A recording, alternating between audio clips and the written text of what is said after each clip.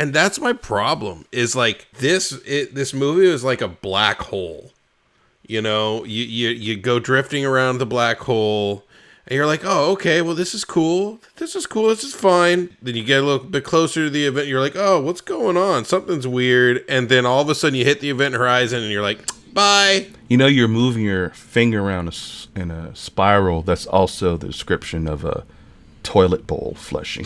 That might be more apropos of what you were going for. In a world of bad movies, two follically challenged men will stop at nothing to share their opinions of them. Their wives are tired of listening, but are you? This isn't the podcast you deserve, but it's the one you need. Prepare yourself for bald guys and bad movies. Welcome to Bald Guys and Bad Movies, episode 85. I am Troy.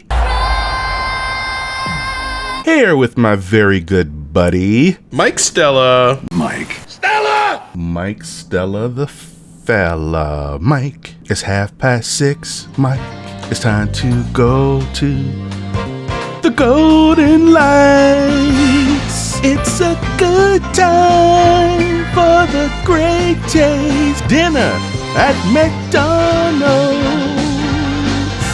Take it, Mike. It's Mac tonight. Come on, tell me it's Mac tonight. Oh, yeah. You remember Mac tonight? Definitely. I remember Mac tonight. I don't remember the song. Oh, dude. But I do know, like, if you were slightly older, dude, next time we do karaoke at work, you are fucking singing, Troy. Why? That was great. That was wonderful, dude. No, it was really good. It was. No, that was pretty awful. Dude, you want me to be mocked dude? Publicly, and I won't fall for it. No, you will not be mocked, dude. People will fucking scream for you. Like, they'll be singing your praises, bro. That was wonderful. I thought you actually have a very nice voice, and I've never got to hear it. Robin, you hear that, Robin? My lovely bride, is that making you all moist? You want me to sing to you tonight, baby? I'll do that. I'll sing because Mike told me to, and I'll lead with that. I said, baby, get ready because Mike said I should sing to you and make you drip. Yeah, that's verbatim, the exact quote. You heard it, folks. That sounds. Put a little tuxedo thong on and you know, sing her the Mac Tonight song, the Big Mac Tonight song. But it's got to be an elephant tuxedo, so you can do a helicopter. Oh God. How you doing, friend? How are you? I'm doing great. Yeah, really, really good. Yeah, good. I could tell. Why are you so good? Like, now I'm suspicious. I don't know. I've been doing a lot of painting, you know. Work's picking up, which is kind of good. So work is kind of crazy right now. Yeah, but it's picking up all right. You got to lift the anvil before you drop it on someone's head. I know. It's just nice to have, like, you know. Stay busy. I get it. It makes you frosty. You know what I mean? Yeah, exactly. I don't know. Things have just been good. How about you, buddy? No, things are fine. Hey, I'm alive, folks. Apparently, I have a great singing voice. It's my favorite month, October. And even though the movie we're reviewing isn't technically a Halloween movie, it is kind of a horror show. That's for damn sure. And there's face paint. So, hey, it's a movie. Then there's that. It's a movie. Wait, don't give it away, Mike. You're giving away the spoiler. Mike thinks it's a movie. Okay, we'll cut that out. I'll put it in and a it's good not. later. No. And not only is it a movie, it's not only a talkie, it's a singy. Yeah. Okay. Yeah. Let's get on with it. So yeah, what are we reviewing? It ain't gonna make it any better this week, Mike. Oh, today we are reviewing the resounding flop that is Joker Folie à Deux. 2 years ago, the name Arthur Fleck hit Gotham like a hurricane. The trial of the century. They believe Arthur Fleck to be some kind of martyr. Well, he's not. There's a monster. When you're smiling, when you're smiling, When I first saw Joker, when I saw you, the whole world smiles. For once in my life, I didn't feel so alone anymore. When you're laughing, oh, when you're laughing, the sun comes shining through. For once in my life, I have someone who needs me. How about you, Arthur? Do you still think you're a star? Showtime. You can do anything you want. The sun comes You're Joker.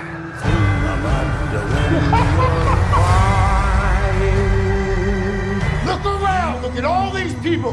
Bring on! I will no longer allow any of you so stop your sighing to keep me down. Be happy again. I got the sneaking suspicion that we're not giving the people what they want. It's okay, baby. Let's give the people what they want. Is that how you say Folie à deux? I believe My so. Spectre Clouseau. Folie à deux. I don't speak French. But, Joker. Folie à deux. I don't do a very good French accent either, apparently. It's but I'd give it a try. 2024 American jukebox musical, psychological That's racist. thriller film directed by the Todd Oh, Phillips. God. From a You're making this so bad. screenplay This is, he like, co-wrote with cringeworthy. Scott Silver. Oh, Loosely God. based on DC Comics I, like, characters. feel it in my It is the stomach. sequel to Joker 2019. This film stars Joaquin Phoenix. and we get to see his tidy floppy whiteys again, which I was hoping we would see. Reprising the title role as Arthur Fleck with Lady Gaga. Gaga!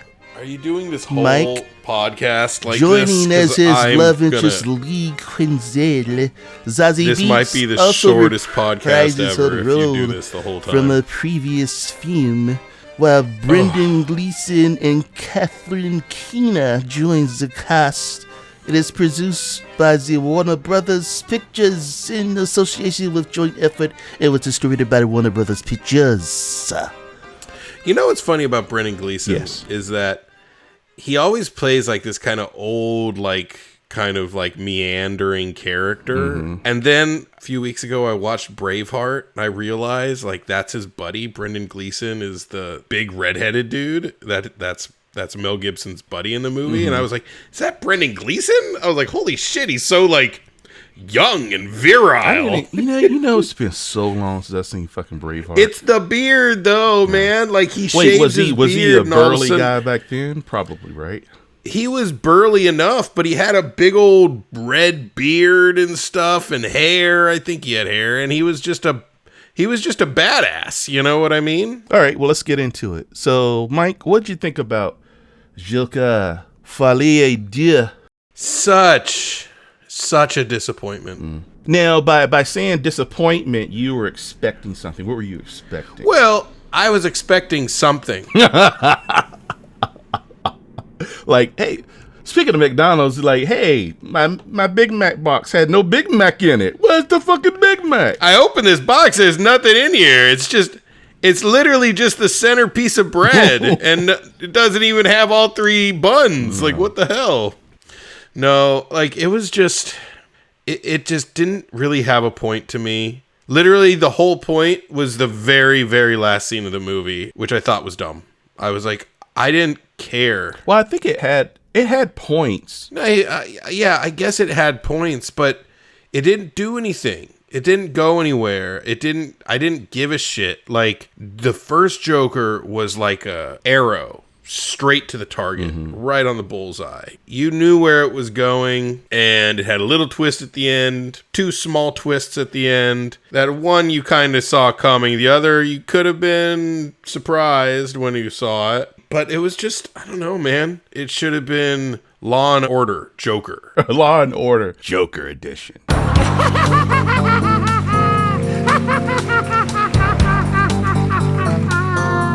Do you know the budget for this film? Do you know offhand? $56 million or something? 190 to 200 million. How do you... On what? And they were in a fucking courtroom and in... On what? And in a jail. Probably salaries, a good chunk of that. Reshoots? Probably for Todd Phillips to come back for Phoenix and for Gaga. That's probably half right there. Just to It's get fucking them. whack, dude. It was such a disappointment. Well, okay. So I didn't hate it. Robin, by the way, she fucking hated it. What she said was, I never watched a movie where I was so bored and hated every second of it, but simultaneously cared about the main character. Because, you know, he's like a stray dog that's getting kicked. I can agree. That's actually a very good analogy. You know what I mean? Yeah. A very good description of how I actually kind of felt about it too. Like, it's funny. I was into it until the moment Andrea leaned over to me and was like, "We've been in here for 2 hours." And the moment she said that to me, it clicked. I was like, this movie's going nowhere. Wait, you were into it to the very end, and then you're like, wait, there's no payoff. There's no... Yeah, I was into it until basically... Like, I started to turn off about 10, 15 minutes before she walks out of the courtroom on him. Mm-hmm. Once she walked out of the courtroom, I was just like, unless she comes back guns blazing, nothing's going to happen. I'm not going to give a shit. Like, what happened at the end of the courtroom drama portion, you know what I'm saying? Should have happened, halfway, beginning of Act 2. You took the words right out of my mouth. That's exactly what beginning of Act 2. Yeah, you know what I mean? 3, Act 1 should have ended with that. Yeah. And then Act 2 could have been some sort of drama in the streets. There's shots from the trailer that weren't in the movie, and those shots were actually some of the shots that got me really excited about the film because I was like, oh, he gets out. Wasn't it one of them on the court steps, like kicking? Yeah, with all the people around, and that's my whole thing. I was like, oh, they get out. You know what I mean? He gets out or something. Or maybe it's a flight of fancy or something. But I thought, oh, he might actually get out. And if he gets out, then who the fuck knows what's going to happen, right? And I just felt like he needed to be on the streets. You took the idea right from my lips. Get off my lips, Mike. You wish. The whole courtroom, the jail stuff could have been condensed into the first act. Please. And have him be Joker. Yeah. Right away. Absolutely. And then the journey is him becoming not Joker. Because once he's out and because the same beats that he... Like there's a cellmate that gets killed, and then the little person, the guy, I forget his name. What was his last? Puddles, Mr. Puddles. That was kind of funny. Like, your name is Puddles. But sympathetic people, even his neighbor, right? You can have him encounter those people out in the actual world. The cellmate could have been a Joker super fan. Maybe he saw a kinship, like, this guy's kind of like me, but because of this movement I'm starting, he's putting his life in danger, right? And you know what I mean? And then he can counter Zazie Beetz out in the wild and not, right. And the little person, Mr. Puddles, and not realize, because this is what happened in the movie, he started to realize, Jesus, I'm facing the repercussions of what I did in the first film. Yeah. Like that's the Mr. Puddles has nightmares. He's traumatized. And I thought the idea was actually very sound. What I think Todd Phillips attempted to do was to challenge us, the viewers, because at the end of Joker 1, we were like, fuck yeah, like, oh yeah, like in a dark, twisted way. We wanted the villain to win. Right. But then, okay, now the villain's winning and people are terrified. And right. As mass violence, he's created this movement. Do you still like him? Like, because there's a cost to all that. Yeah, I werewolf, and go for it. And now it's like, there's like a Walter White situation. Exactly, you know what I mean? And, but he should have been out in the world creating fucking chaos. You hit it. That bomb blowing up in the courtroom should have happened at the end of his first act. The rest of the movie should have been them plotting carnage, and then you would have had the whole cityscape I thought the musical numbers didn't go far enough. I wanted like bigger productions and more. I actually kind of agree. I wish we would have had more. I wish the musical numbers, they didn't bother me at all. No, they didn't bother me. Tell you they were the truth. highlight for me, for the most part. What was your favorite musical number? I don't even remember, to tell you the truth. I like when she set the thing on fire, like the first real thing with the jail burning, and they're dancing in the spotlight with the helicopter and trying to escape. So that was nice. That was pretty good. Yeah. And then the tap dancing thing. I like the tap dancing. I was going to say that. The tap dancing was pretty good. I kind of felt like this movie could have been the same movie without any of the musical numbers. I guess my problem with they were always such a flight of fancy, as opposed to in a real musical, they're actually, which I don't suggest that you should do it like a real musical. I'm not saying that, but I feel like it shouldn't have just been them singing a song. You know what I mean? It should have been a song. I would have personally liked it if they went full musical with it, but really dark and fucked up. Yeah, right. But that's what I'm saying. Like you make those musical numbers have a point, be saying something, as driving opposed the to plot along. Exactly. Right. Just have it drive. That's exactly. It should be driving the plot along, and it can still take place in a flight of fancy. But then when they come out of that flight of fancy, they have progressed through the world in that flight of fancy, right? As opposed to it just him sitting there thinking about it, and then he's out of it and he's still sitting there. Like, I thought it was fucking pointless. And I think you could split the difference, because I feel like most of the musical numbers in this film were more character based, like what he's feeling right now, as opposed to let's bomb the bank. Like, you know what I mean? Yeah. Hostages are so great. Like, that's horrible. But you know what I mean, right? Like, you could have big production numbers driving the plot, something central to plot. Yeah, absolutely. And then more smaller, intimate things that are more character based. Exactly. Right? Like that's more of a nightclub kind of act. Yes. Yeah, it feels like Todd Phillips, it feels like a troll. Like he's kind of actively saying, fuck you. I have a feeling he didn't want to do this movie, and they probably threw a lot of money at him. That's such a shame, though. Then don't fucking do it. That's just me. I'm just saying. Then don't fucking do it. You know what I mean? Or at least do it right. But it's like, it's the artistic thing where, well, if I do it, I don't want to give people what they expect or what they even want.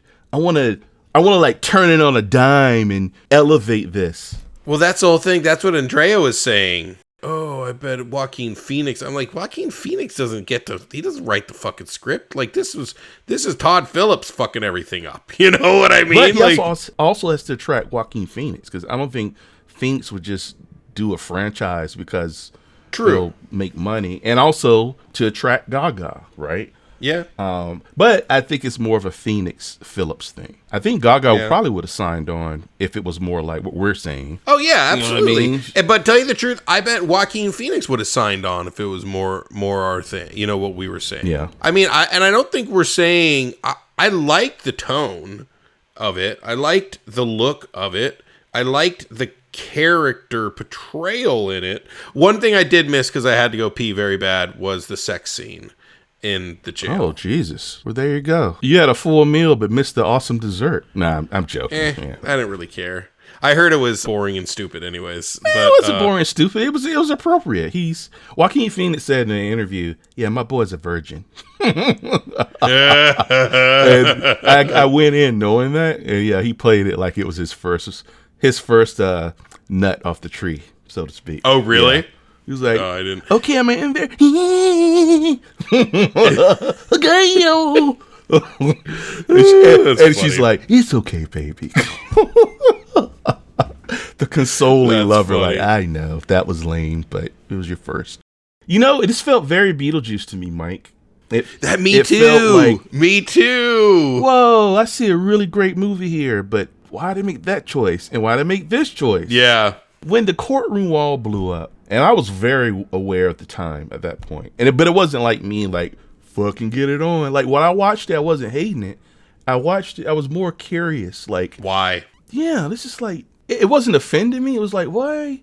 You could have had this. You could have had your cake and ate it too. You could have been very artistic and nuanced, but also crowd pleasing. Yeah, absolutely. And you went big. You blew the fucking courtroom wall open. Do that an hour and 10 minutes ago. Yes, like just just do that earlier. And the whole film, it felt like it took a big breath. Like the whole film was claustrophobic because we're either in the jail cell, or a fucking courtroom. Mm-hmm. When that wall blew open, and then his Joker acolytes are like taking him down the street in the car, and they're playing that old 80s song, Billy Joel song. It's like, that was brilliant. Like, but that should have happened at the end of Act 1. Yeah, and then it would have set up so many more cool, fucked up things that he could have done. Could have seen him actually, I don't know, I wanted him to truly become the Joker in this movie, and like kind of come into his own, and then either be horrified with what he's become or be taken down, which is what inspires to create the real Joker who comes later. But does that make sense? Like those, either way, like I feel like you got two choices here. Like both give a pretty satisfying ending to the movie. You could still end the character where he ended in this version of the movie. It just would have been more thrilling and exciting. Like, make us feel bad for wanting him to get out and create mayhem. Mm-hmm. If you do your job, when he starts to feel it, we should start to feel it. Here's one way to do it. Like, they're taking hostages. He doesn't know who the hostages are, right? They're like in a side room. He goes in there, it's this Zaza Beetz, fucking her and her daughter, and she's like beaten bloody or whatever, right? Yeah. This is the neighbor that he had fantasies about. Like, make it personal to him, right? Somehow, and then he begins to like back off. And I did like the fact that Gaga was just in love with the Joker part of him, which is very, it's a statement on current society with, social media stars and you're in love with the glamour or the fame, but you could give a shit about the real person behind the mask, right? So it was a noble intention, but it was played in the most mundane, boring way possible. It did itself a disservice. Have some original songs. You don't have to just sing shit that's already out there, which is, you could do that, sure. You could do a few of those, or how about this, you find a standard that has lyrics that can be taken in a way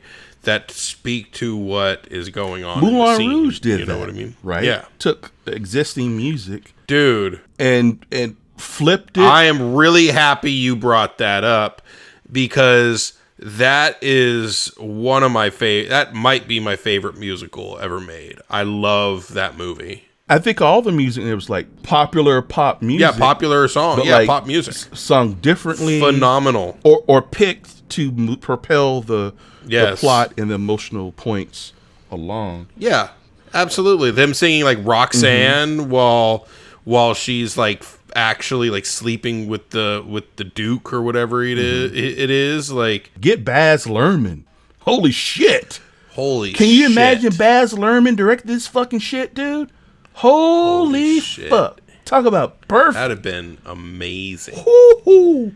Money in the Bank, baby. He'd have never done it. Oh, he would have done it. No, he wouldn't have. Baz Luhrmann would have fucking done this movie.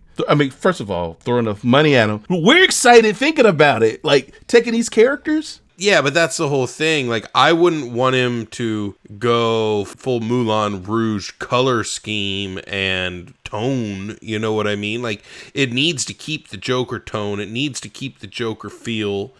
But, and I feel like if he was happy to work within those constraints, he would have done an amazing job. You know what? This would have been a coup.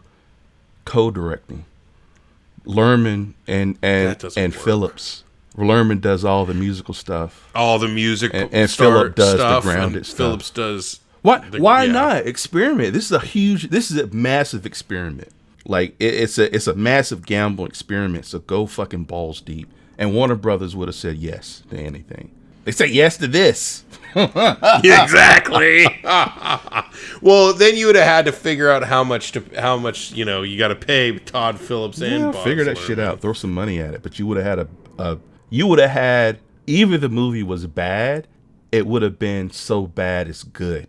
You know what I mean? Like, it wouldn't have been boring. Right. It wouldn't have been lifeless. It would come alive. It's such a missed opportunity because Phillips had people in his hands. Yeah. If he had just done these few things to satisfy people, but weave in his deeper message, like just, but have the rapper be what the trailers, like you said, the trailers kind of promised us. Gaga wasn't in a whole lot. That's the other thing. He had Lady Gaga. Like you have this powerhouse. You utilize her. You know what I mean? Look, he had Gaga. She was in a music class with Joker, which I thought was going to be the portal to a lot of these musical numbers. Yes. But then what did they do? 30 minutes in, she gets out. She's gone. And then the only reason she's out. I was like, what? This is the only reason, Mike. He wanted her in the courtroom scenes. Right. So an incredible, phenomenal talent like Gaga, just to get her in a boring courtroom. It's on a platter. They're in a musical class. And the teacher says music is the way to, I don't know, reach emotions or deal with whatever. Okay, I would rather he get out, but that could be the portal out. Their musical classes, they're outside in the world.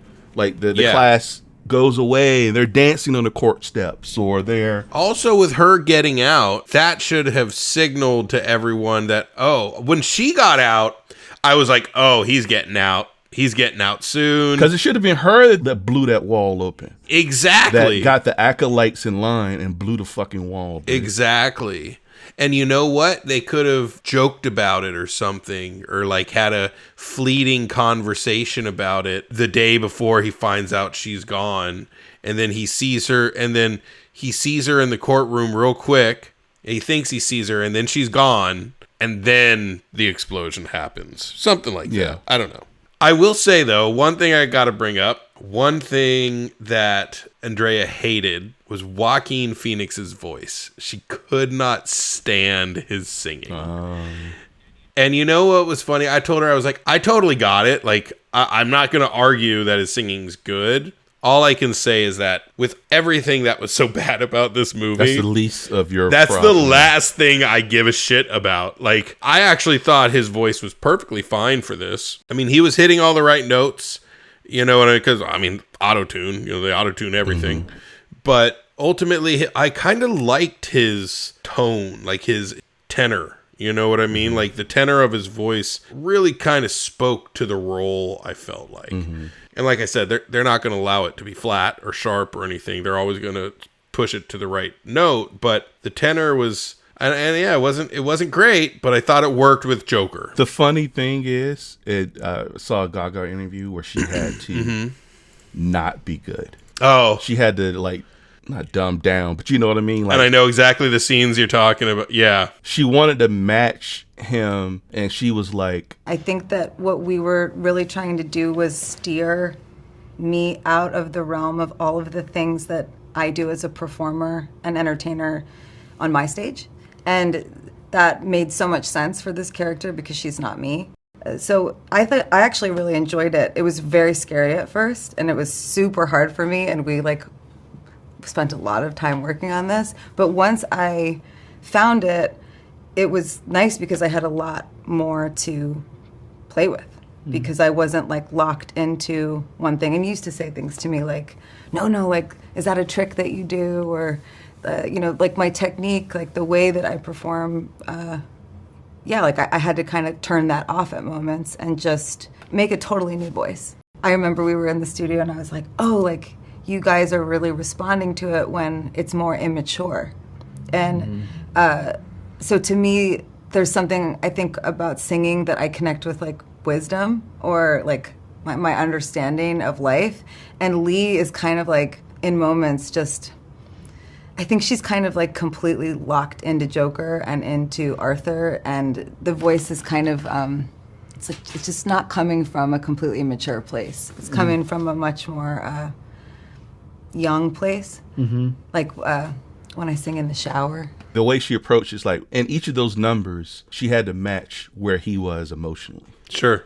So the bigger the production, like, they're a nightclub, he started tap dancing and right. Like, I think she sang in that bit. Maybe not. She had to actively, like, not blow him come out. on, you all get the come on, you all get happy part. Yeah. Like when I could really tell that she was like trying to sing in a way that allowed it to not be as good, in order to not shine a light on how bad he actually is. You know what I mean? He was so funny. He said, like, in that one bit where he did tap dance, because he actually trained. He was a trained tap dancer when he was young. Oh, yeah?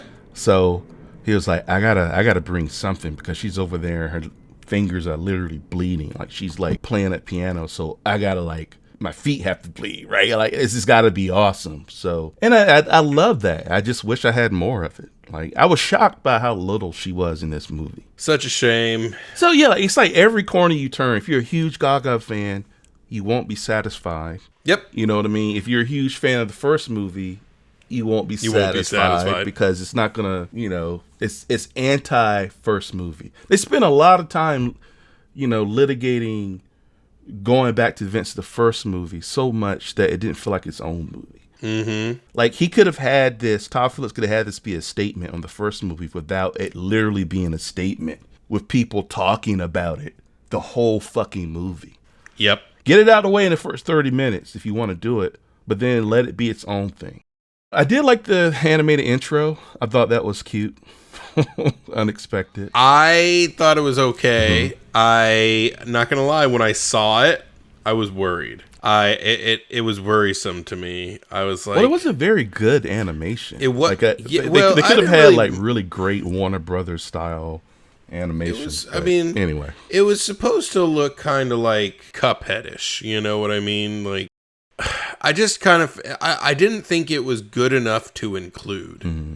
Like, I just wanted to get into the movie, and all that did was make the movie longer, in my opinion. Mm-hmm.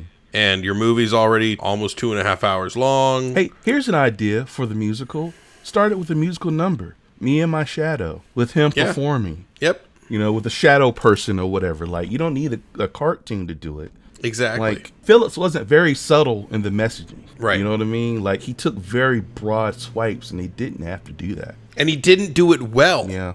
That's the problem. Right. But I wonder, Mike, would this be one of those movies that over time gains a following because it's so odd? Because it's so close to the zeitgeist of Joker and what people wanted the movie to be. I wonder if over time it can stand on its own. Because I do feel like people are being extra fucking harsh on it. Like, I mean, I don't know. Jesus Christ. They're like, it's the most awful thing. Well, I mean, if you're saying that, no. I mean, Joaquin Phoenix is in the most awful thing ever made, but it's definitely not this. You know what I mean? Oh, Beau is Afraid. Yeah. What if that was a musical? If that was a musical, it might have been better. A singing giant testicles. I can't tell you how many times I yelled at the screen watching Beau is Afraid. I just wanted it to be over. It was it caused me physical pain to watch Beau is Afraid. So it wasn't that bad. Like, if it's the scale is Beau is Afraid and Deadpool and Wolverine, you know, where does it sit on the scale between those two movies? Well, I got a question for you. Where do you stand on musicals? Are you a musical guy? I love musicals. Do you have a favorite? You brought up Moulin Rouge. I'd probably say Moulin Rouge. Okay. Yeah, it's definitely. I'm not one of those people who like goes out of my way to watch musicals, so I can't really name that many. You know, I know West Side Story. If you name them, I'll be like, oh yeah. You know what I mean? Would you call this film a musical? That's what it's billed as. No, I wouldn't, because it's not a musical. Yeah, it just has a bunch of musical numbers. Musicals tell story through music. Mm-hmm. This is just he just has these musical flights of fancy. Like you said, it would have been interesting to see this as a real musical. You start the musical number in the real world, you end the musical number in the real world, but how you get there could be fanciful. Yeah, because there's no rules. Like, the walls could break away. Right. And suddenly you're in a different environment. And the jurors are watching you dance. And hey, you spent $200 million making this movie. You got the budget for CG to actually physically make those walls like break away in some cool effect to where, you know, they're in a whole different space. You know what I mean? If I was a Warner exec right now, I'd be fucking pissed. Where did that fucking money go? I mean, I know a good chunk went to salaries. But then the rest of, let's just say $100 million went to salaries. You still got $100 million left. Yeah, the movie looked great. Great lighting. It was shot well, directed well. But that still doesn't justify $200 million fucking dollars. Like if they had big giant productions like a musical, yeah, you know what I mean, like with dancers and it could have been epic, dude. This could have been so fucking epic. Like this could have been the gateway musical for people that fucking hates musicals. So for Joaquin and Lady Gaga, between them, it was only $32 million. Combined? 32? Combined. He got 20, she got 12. Inexcusable. Yeah. This is like Flash level of where the fuck did the money go? It didn't go to good special effects. I liked the Flash more than I liked this movie. I'll tell you that much. The Flash, I gave a positive review to. Like Flash was entertaining. This is the thing. The fucking auteurs, directors. This is why I love Steven Spielberg. I will forever love that man, even though his later in his years, his movies have kind of been hit and miss. Some of the magic is gone, and it's more of the subject matter he's tackling. He's more mature. But the guy, even with the drama, he knows how to tell a story. Yeah. And I think in the back of his mind is this entertaining to the audience? Absolutely. Or is this stimulating them? You have to think of the audience. And I don't think Todd Phillips, he wanted his message to be in there, whatever, Which could have been there and still be entertaining. But he didn't want to go the obvious way. It was one of those things where, like, no, that's expected. And then studios are reading the script and they're thinking, well, who the fuck? This could be magic. Like, yep. The guy, he blew away expectations. The first Joker made $1 billion. So. Did it really? Yeah, $1 billion? It was the first before Deadpool and Wolverine. It was the first rated R. It deserved it. Superhero movie. I think that's the category, right? So. Yeah. I think it was worth it. I mean, the first one was phenomenal. So what do you think about the ending? The ending? The ending. Jesus. Spoiler. It literally, that was literally the whole point of the movie. Yeah. Like, it was just so dumb. And it wasn't effective because, so the end was this guy who we saw a couple times in some crowd shots. He was a serial killer. He's a crazy serial killer guy, apparently. Yeah, and I think they refer to him once or twice, like, just so you have, a little bit of information about him. And he stabs Joaquin Phoenix. Yeah, at the very end, he stabs Joaquin Phoenix to death. Joaquin's dying. You could hear him cutting the smile in his face. Yeah, he's in the back. He's behind Joaquin Phoenix. The camera's on Joaquin Phoenix, and it's slowly drifting down. And the guy, he's out of focus. He's blurred out, kind of. But you see him laughing, and then you see him put it up to his face and, like, cut his face. And it's all blurred, and you see a little bit of red start to... And then I'm like, okay, I don't care. Right. But you know what? If that had been the kid who's going to play the Joker in the next... Oh, Barry Keoghan or whatever. Yeah, Barry Keoghan. I would have respected it a little bit more. Granted, you're tipping your hat to it. Like, you people would have known right away. Oh, this people would have known right away, right? Would you want to see a sequel with Gaga? I know it'll never fucking happen, ever. But Gaga and someone else being... Zero interest. And people are kind of throwing her... Well, not people. I read... Was it Variety? They were like, she was miscast as... No, she was fine. She was fine. It was the script that failed her. Not... Yeah, exactly. I thought she did a great job of portraying everything the way she should have portrayed it. It was just a bad fucking script. Did you laugh at his Gregory Peck To Kill a Mockingbird imitation? Well, he was a Southern lawyer, and I thought it was kind of funny. Well, at that point, I think I was still into it. Yeah. You know what I mean? Actually, and that's my problem. Is like this movie was like a black hole.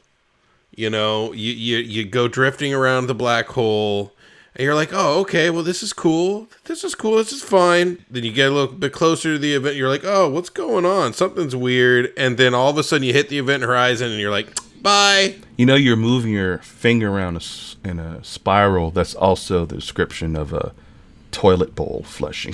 That might be more apropos of what you were going for. At least a black hole has some depth and some mystery. Like it's definitely has mystery. And there's not a lot to talk about, you know. And now we're sitting here reviewing it, like in terms of actual plot and story, like it's very light. As well. I mean, this like this definitely felt more like we gotta rewrite this movie sort of review, you know? Yeah. Like it. I really felt like I wanted to see Brendan Gleeson get his comeuppance, which you could have done. Figure out a way to have him in the courtroom. He's grabbed because maybe in an interview he said something that pissed off his acolytes. Like it's clear that he's an antagonistic thing. Maybe Joker calls him out in the courtroom. They grab him, and then you have a scene with him being tortured or tied up somewhere, and then had a conversation between him. I thought it'd been better if he just went and found him. You know what I mean? He actually seeked him out. Because he was there just to abuse him, basically. Yeah. And was it a game? It was a rape, right? Like they raped him? It seemed. I don't know if it was a rape or if they just beat the shit out of him. I couldn't really tell. I don't know. I got rapey vibes when they start disrobing him, laying him on the floor out of sight. Yeah, I mean, it could have been, but I don't really know to tell you. I mean, who the fuck knows? This movie's so all over the place. I don't understand why he thought it would make sense to have the entire movie be a courtroom drama, right? Does that make any sense? In any world, does that make sense? It only makes sense if you break it up with explosive, over-the-top musical numbers that break through the confine. I still wouldn't have liked that. I would have preferred him getting, because if he hadn't have blown the wall up, if he hadn't had that moment, right? Because up until then, I feel like, okay, he just wants to keep this grounded, because that's too, like, he's not gonna have anything too over the top of cartoony. But then he does that. The car bomb blows open the courtroom wall, and literally he's pulled out. That is a comic book move. That's a big, bold move. Then I can't like defend the grounded in reality line. Right. How much you missed out on. Because if he hadn't have done that, like, look, he just, you know, that wouldn't have, all the things we're discussing wouldn't have happened. You know what I mean? He just really wanted to keep this real, as misguided as that is. But he didn't.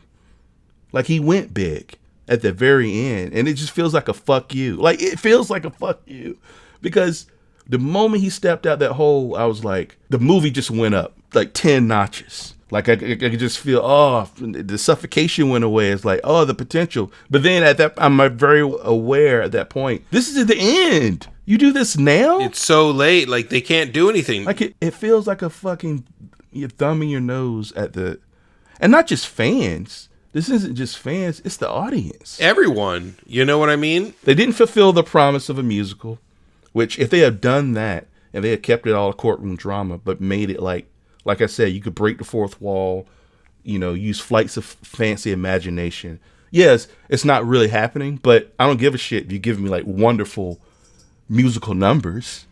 Right. Like it could, Chicago, doesn't that take place in a prison? I've never actually I think seen Chicago takes place in a prison and all the women are prisoners. But if you have a good musical with great songs, the environment doesn't matter. Right? But he didn't do that. It wasn't really a good story because it didn't really say anything much other than it flips it on the audience. Oh, you like Joker. You like the fact that he blew Murray's brains out. Well, let's shine a light on you and society as a whole. And like, okay, great. But you did it in the most ham-fisted, boring way possible with a courtroom. Yeah, and yeah, great. Harvey Dent's there. I guess he became Two-Face when the wall blew up, right? Because I think half his face was messed up. Yeah. Maybe. I don't know. Well, I'm just saying, like, the way they ended the first movie, it really seemed like he was full-on Joker while in captivity. Mm-hmm. And when they showed that at the end of that movie, I was really there for it. I was there for a sequel. And then it was like, okay, no, he's not that anymore. They've beaten that out of him. And I kind of hated that. Which realistically would be the case. Right. If you can record the film, it's 2 years removed from that movie. 2 years? Yeah, because it's long enough for them to make a fucking movie. Remember they mentioned the movie version of his life? Right. They purposely had that time thing, but that's just writing. Like, you don't have to do that. Start him high. He hit his peak at the end of that movie. So keep him at his peak. What he thinks is, this is me being free. And then slowly make him understand that he's still not free. Right. You know, he's still not able to be himself. Now his Joker acolytes, even Harley Quinn, who gave him his first bust, like she only wants that version of him. Right. There was a nice line at the end, stop singing and talk to me. Like, how powerful would that have been if they had truly earned that moment with amazing, like everything we're saying to fix it, shuffling things around. And then that could have been his own musical number. Stop singing, talk to me, but in a song form. And then maybe at the end of the song, he's not even singing anymore. Like everyone's performing and he's like, stop singing, talk to me. You know what I mean? Like, right. There's so much you could have done. I love musicals. Chloe loves musicals. She went with me to see this. Oh, really? The only reason she went to see it because I said it was a musical. I forced her to watch Joker 1 because I'm like, if you don't watch Joker, this will make sense. Yeah. And still didn't make sense. What did she think? What did she think of Joker 1? She really liked Joker 1. She was like, I'm surprised. How old is she? She's 14. But she really liked Joker 1. What did she think about number 2? She was like me, kind of. Yeah. I didn't hate it, but I didn't like it. And it's like, right. I wanted more. She wanted more musical. Yeah. And her favorite parts were the musical parts. Right? Everything else was just kind of, okay. She likes Arthur Fleck. Again, like my wife. Like, he's a very, I don't know, not relatable, but sympathetic character. Yes. I kind of don't want him to be. You know, I want him, you start it as like you're sympathetic for him, but he needs to do things that are so awful that you're like, wait, I was rooting for this guy at the beginning of the movie? And that's why you start him in this movie at peak level Joker or whatever it is you think you want from him. And then after he gets out and after 30 more minutes of him unleashed on the world and doing horrific things and singing and laughing and, you know what I mean? Like, you begin to question yourself, like, what the fuck? I mean, this could have been a Natural Born Killers kind of thing. I don't know where you stand on that movie. Did you hate that movie? I haven't seen it in a long time, but I remember when I saw it when I was young, I thought it was the dumbest movie I've ever seen. In fact, that was one of the few movies I've ever thought to myself, I would get up and walk out if I was by myself. Oh, really? But I haven't seen it in 25 years or whatever it is since it was in the theater. So I can't really say. I remember enjoying it a lot, but I haven't seen it in a long, long time. But I like their approach to a murderous couple. Yeah. Right? And it was very surreal. Right. And it leaned into it. Now, if it had like musical numbers, like I could easily see that movie incorporating musical numbers. Totally. Or a single musical number because the whole movie was presented as this flight of fancy. And that's something you could have done. Sure. You could have started with really heightened fantasy because we're getting him at his peak. Is this real? Like, what's going on? And reality starts to slowly come into the movie. That would have been interesting. And by the end, it's completely grounded. All like the bells and whistles, the glittery coats are stripped away. And like his henchmen are just fucking thugs with like ratty jackets. You know, in the beginning, they're like fully jokered out and with stripy shirts and you know what I mean? Like, but this is from his point of view, his mind. But as he starts to come out of it, that's when the musical numbers can't even change. You could have done so much. Yeah, there's so much you could do. Why would you choose this? Right. And I wonder, did Warner Brothers see these dailies and think, but they must have read the script, though, right? And he's probably like, no, trust me. Like, there's a lot of courtroom, but these musical numbers will be amazing. And he's like, these motherfuckers, I got them. Yeah. I'm so disappointed, man.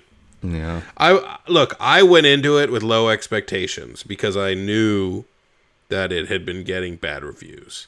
So I was like, I'm not expecting much. Yeah. Even not expecting much, I was very disappointed. When it was announced, like teaser and the information came out, it was going to be a musical. Right then and there, I'm like, uh-oh. But it wasn't like, uh-oh, this is bad. It was like, interesting. Interesting. This could be really bad or really good. Yeah, but so I got to come in with a different, like, mindset. Like an open mindset. Like, come in open and just embrace it. And then the reviews started rolling in. I was like, okay, but are these people that don't like musicals? Like what is it, right? And I went in completely open. Musicals are pretty polarizing. You know what I mean? They're very polarizing, in my opinion. So it's hard to make a musical that cuts through the polarization.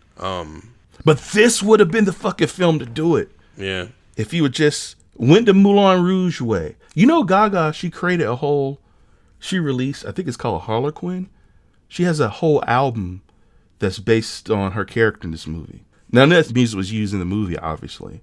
But she created an concept album, based on Harley Quinn. And I'm thinking, interesting. You're in a musical movie. You made an entire album from the perspective of Harley Quinn, but there's no way to, I don't know. That's just another example of a baffling thing. I think it was her own private, personal thing she wanted to do, but I would have started there. Okay, I have Lady Gaga. Would you like to write some of these songs? Totally. As a director and writer, can I be in the process?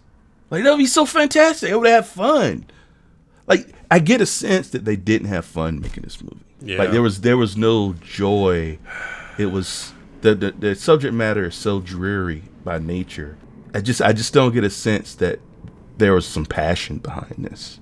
We can't afford to have huge flops like this. This level of floppage, there's more hey Todd Phillips, there's more at stake right now. Because I don't know why theaters are apparently still struggling. I mean, I get it. I do know why. Because streaming, and there's so many more ways to see a movie. A movie that disappoints at this level only hurts the industry. I hate to put it that way. Like, I feel like there's so many fewer theaters nowadays that I'm not too worried about it. You know what I mean? I'm not worried, but cinema, like the pitch of this movie, the premise of this movie was something that only cinema can give you if they did it properly. You know what I mean? You can go home and watch a fucking courtroom drama. You don't need to fucking go out and pay all that goddamn money for the tickets and the popcorn and shit just to see a motherfucker sit in the cell and weep and go to a courtroom and sit there. And I'm not shitting on dramas, you know what I mean? But I'm saying this movie is where I'm sure the industry was banking on being that, like a Deadpool, right? Like, this got asses in seats and became like a thing. And even though tonally, I wished it was Deadpool. Tonally it's different, sure, but still the interest was there to do something that only cinema can do, and he failed.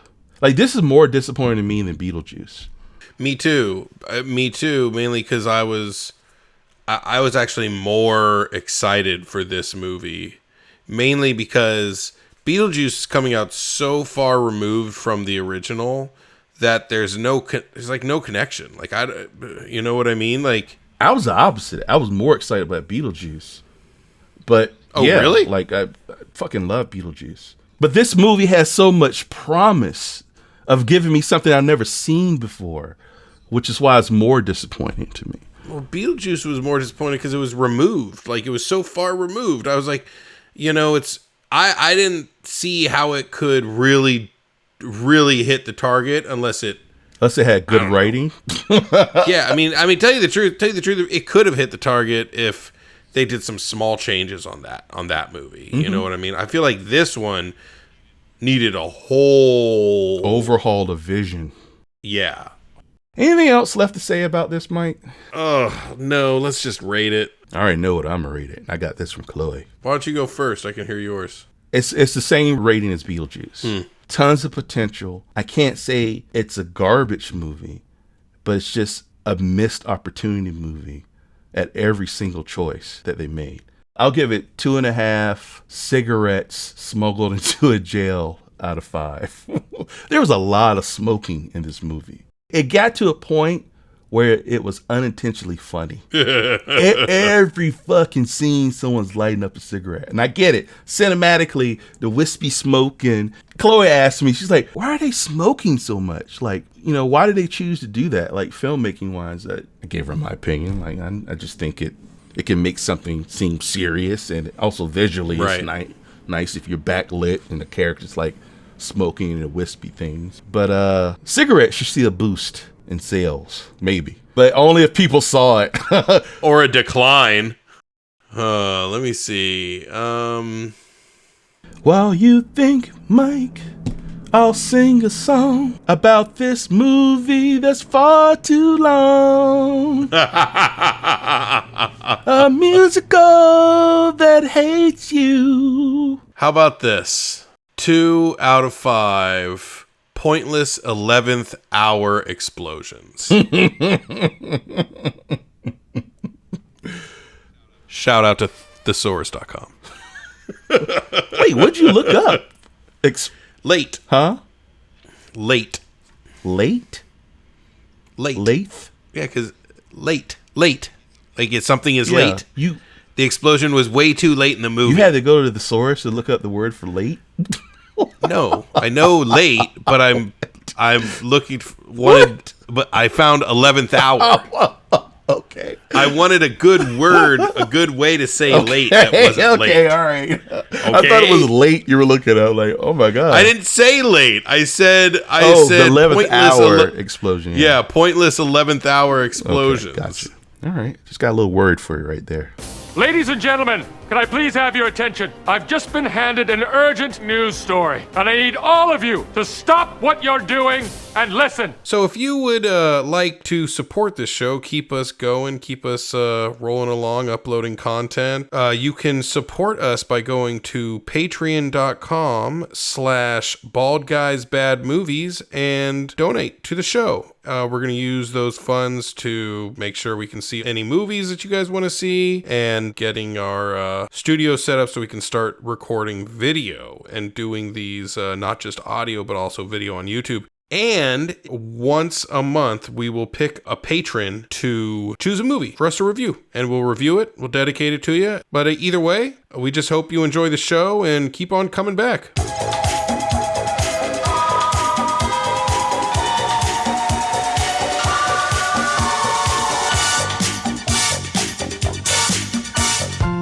When the clock strikes 6:30, babe, time to head for golden light.